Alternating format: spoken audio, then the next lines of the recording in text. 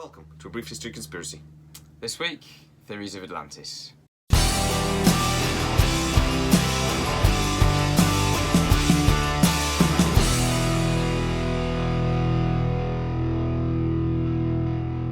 you're new to our channel, please consider subscribing and hitting a like on the video. It really does help us.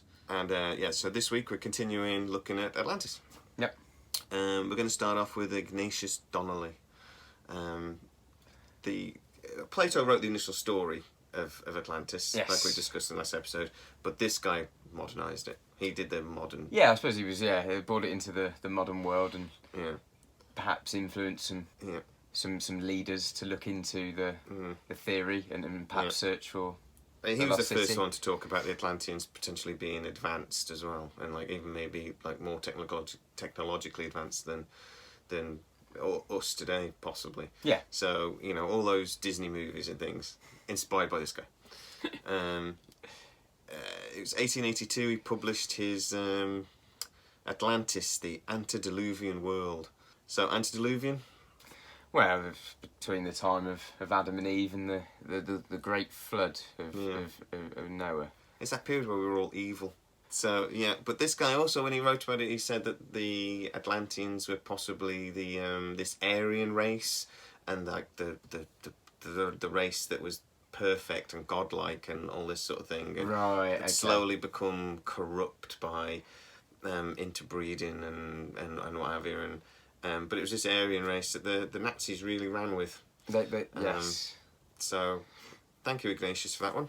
This is when we're going to come back to Atlantis. Is when we get into the formation and these little groups that led by a psychic that sort of. Anyway, we'll come to that in the 30s. It's fascinating how interested though Hitler and other political and prominent leaders of the world have been interested in the search for the city of Atlantis. I suppose Hitler's search was probably guided by the best weapon wins the war, and if this was a civilization that had lost technology, could he discover that lost technology? Well, he was mad on the occult and stuff, wasn't he? Rule the world. The woman, I forget her name, sorry, but the lady that basically started this, who was a psychic and said she was in touch with the aliens, and they wanted to build a spaceship to go back to see the aliens. So she actually apparently disappeared just before World War II and nobody ever saw her again. And I think she actually, they built it. But this thing goes into the Nazi bell and all this sort of technology, which is, again, awesome. I love the Nazi bell. Yes, and we will be revisiting this, obviously, in at a later date in the chronology of... because we're not even supposed to be discussing this in this episode, which is why I can't remember her name. But anyway, just moving on.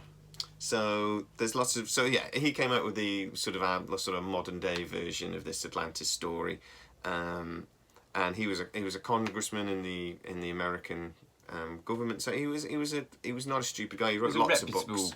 Reputable citizen. We don't know where he got the idea from. We don't know. I mean, you made the point earlier about saying, could he have been privy to information that we... Well, potentially, yeah. I mean, you think about Hitler being interested in it, and then I know Abraham Lincoln was very interested as well in the search for Atlantis.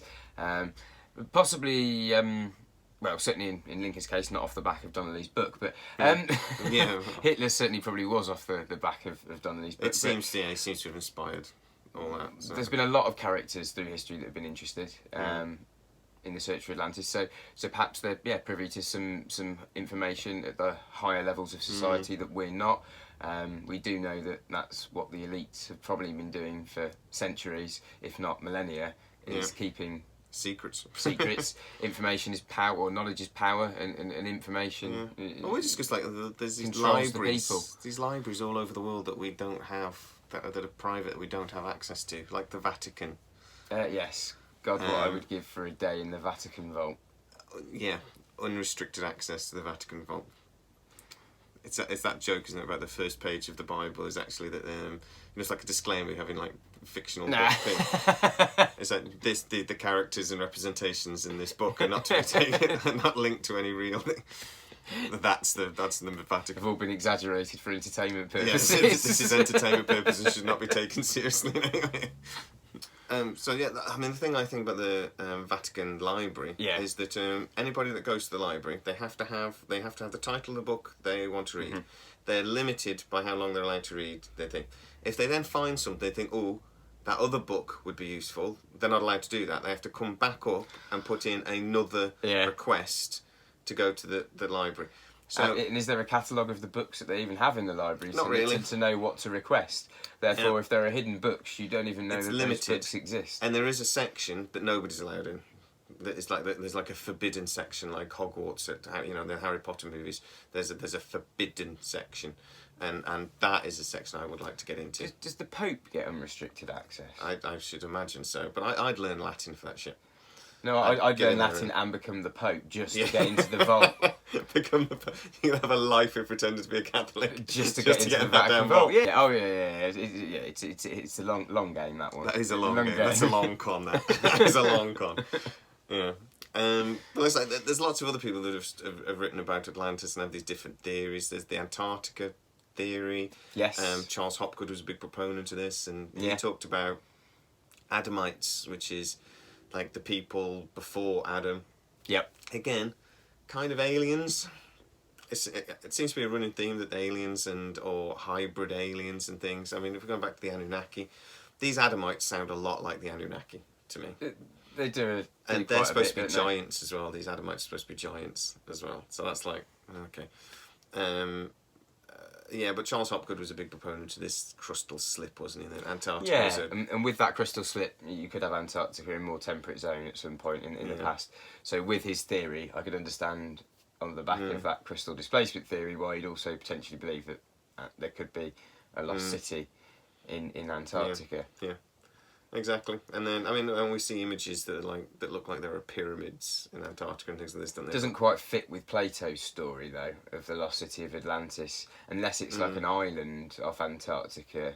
Again, we just have to get into how accurate we think Plato's story is. Wow, yeah, it's a difficult one. It really is because of the length of time that's elapsed since the story and the length of time that they were writing the story about. Then as well, was it 2,600 years ago? Solon wrote the story about 9,000 years prior to that. But the thing is, I always think as well that Plato would have been trying to tell a story as well, and he would have been trying to teach a lesson. So he could have it could have been inspired by a true story and then exaggerating, but to fit a narrative he wanted to tell. Yeah. So I mean, I would completely believe that. I don't necessarily believe it's a historically accurate description. I think there might be historically accurate elements.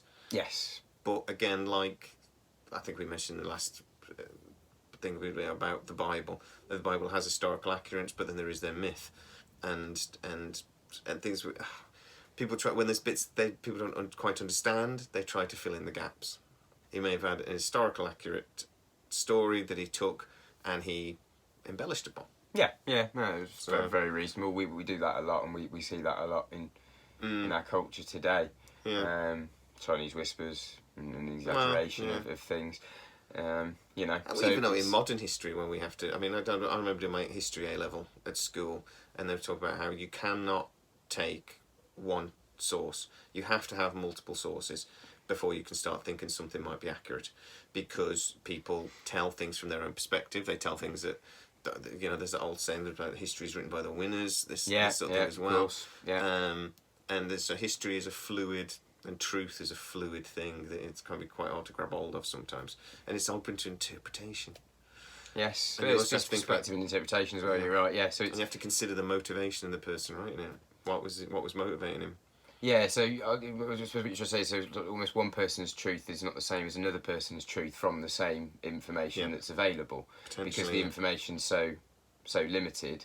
It makes people's perspective on it so wide and varied. Yeah. So I think we have to take Plato's story with a pinch of salt, or try to understand, like I say, his motivation for writing it. Yeah. But that doesn't mean it wasn't a true. There isn't an element of truth to it. No. And even though I don't think the lost city of Atlantis would be in Antarctica, I think there could be lost civilizations or lost cities there. I just don't think you necessarily be able to distinctively link it to Atlantis. Yeah, potentially. Would be my guess about what they will uncover in Antarctica. Yeah. So if we move on to then one of the more popular theories for Antarctica is completely different to what we've already talked about. Yeah. We've actually had comments on this from a young guy who, it started off as him sort of telling us we were idiots, and then by the end of it we were harmonious, so we were in agreement. So yeah, it's the Bimini Road in the Caribbean. It's or the Caribbean. The Caribbean, we'll go with that. That's the American way of saying it, isn't it? Caribbean. Well, I'm saying Caribbean then. We call everybody else calls it the Caribbean, don't they? Yeah, well, we're not. Americans call it the Caribbean. We're British, we say things properly. I know. The Americans also call it aluminium. Well, yes. It's not aluminium. I'm not even going there. I'm not going there.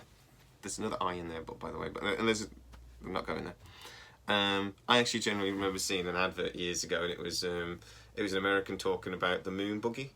And it was this and we made it out of aluminum, and it was an Audi advert, because Audi had built one of the first cars that was sort of made out of aluminium, and it was like a big thing then. And I generally spent years thinking there was this wonder material called aluminum, that only was this and I didn't realise. I was in my 20s till I realised it was aluminium. Anyway, so yeah, the Bimini Road. So this was kind of popularised by an Edgar Cayce, who was a bit of a mystic and a prophet. He liked prophesying things. Okay. Apparently he was called the sleeping prophet, because he would be asleep and ask questions, and his answers were prophets. So, okay, with prophecies. Okay, so that's interesting. He would pretend to be asleep. Sleep. Well, yeah. Depending on whether you believe in clairvoyance or not. 50 years. Right, so thanks very much. Again, if you are new to the channel, please consider liking and subscribing, and we'll see you next time. Yeah, see you next week. And I think people would have known about this. I wonder whether these sort of things, when the sea levels rose that much, would have inspired the Great Deluge, the Great Flood stories. Because yeah, exactly. What do you want to do, Christian or dead? Yeah. I'll take Christian, please.